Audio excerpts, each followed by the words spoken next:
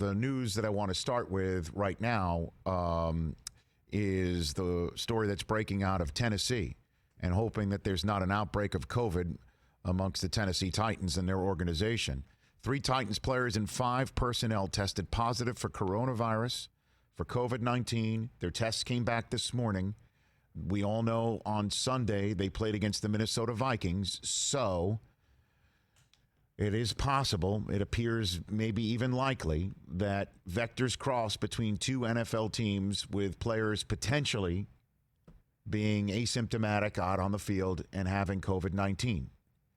Now then, it's downright frightening. It does appear that the NFL has their first moment, similar to what Major League Baseball had when the Marlins tested positive in multiple ways.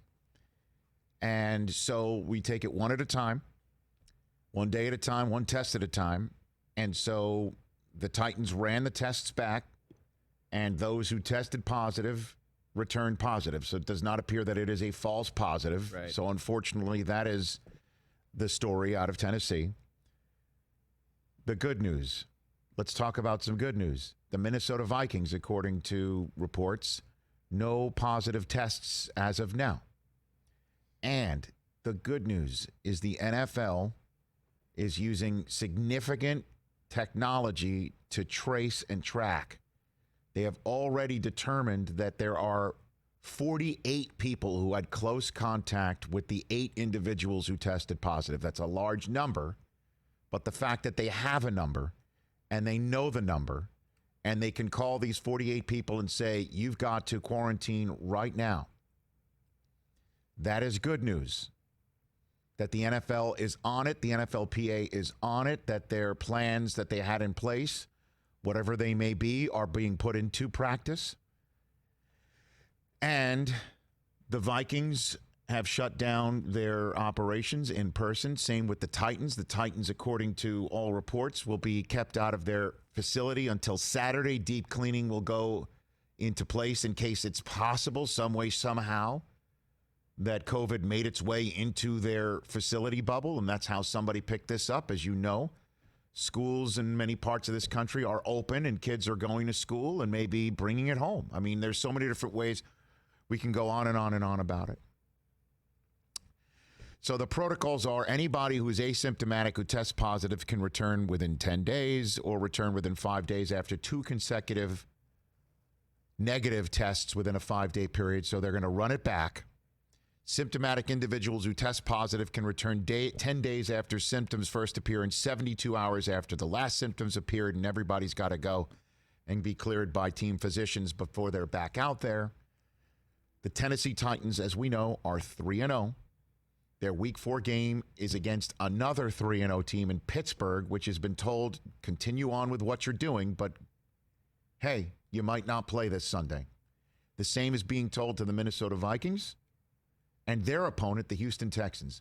Now then, this is just total speculation, but the fantastic scheduling team that the NFL has, headed up by Howard Katz and Mike North and that crew at the NFL, they know everything. They have the software that seems like it's straight out of whatever science fiction movie you know. Let's go Matrix. So they have the ability to figure out. Now, again, if nothing happens, it's possible the Steelers and the Titans game and the Vikings and the Texans game, Vikings and Texans might play their scheduled time if the Vikings continue to test negative all the way through the week. Right. And then the Titans, if they have removed everybody and everybody else continues to test negative, maybe they play this game Monday, could even be Tuesday. Tuesday Night Football gives them 5 days to get back, and you could sit here and say, well, that's a competitive disadvantage for both the Pittsburgh Steelers and the Tennessee Titans when they face, respectively, in the following week, Buffalo and Philadelphia. But these are, I guess, the eggs you got to crack to make your COVID-19 2020 season omelet. There are bye weeks in the schedule that can be used. The Steelers have a bye week, week 8. So do the Ravens. They play each other the week before? Is it possible that you can move bye weeks around so the Titans, who have a bye week in week 7, and the Minnesota Vikings, who have a bye week in week 7, they have the same bye week? Can you move it around, the chess pieces, with Houston involved, and affect as few other schedules as possible? You can move things around. It is possible. But then, of course, then you have no margin for error after you've used your bye weeks.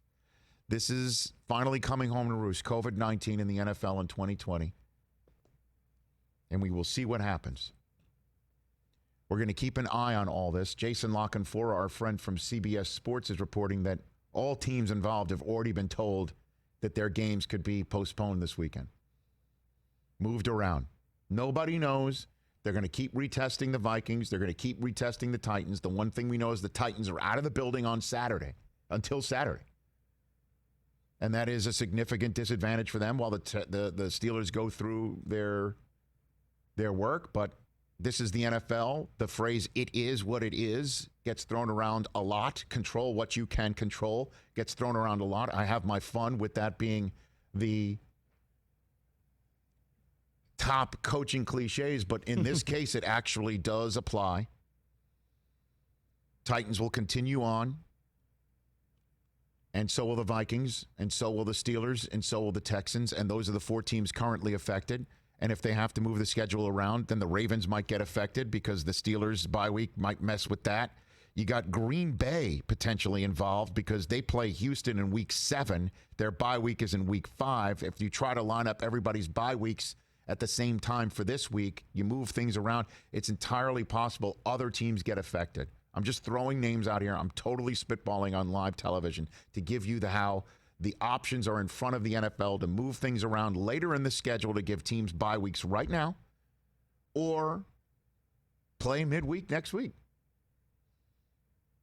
And yeah, the NFL tries to give short weeks to a team only once a year. This year may be different. And then you can look back if the Tennessee Titans go on a huge run next winter and they go on a huge run in January, and you could look back and say they got through it. So that's the way things are right now. Now then, it gives you just a moment of a reality check about how we've lost ourselves in the first 3 weeks of the season and not knowing about. Yeah. And this, by the way, too, I will say this. This is why the NFL is telling all these coaches, mask up.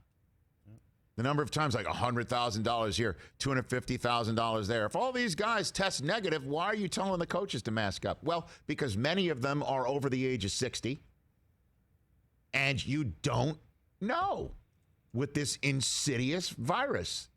Mask up. That's why the NFL's doing it. Exactly right here. Mask up. As well as potentially to show the rest of America that's how you prevent this virus in many different ways, with a mask.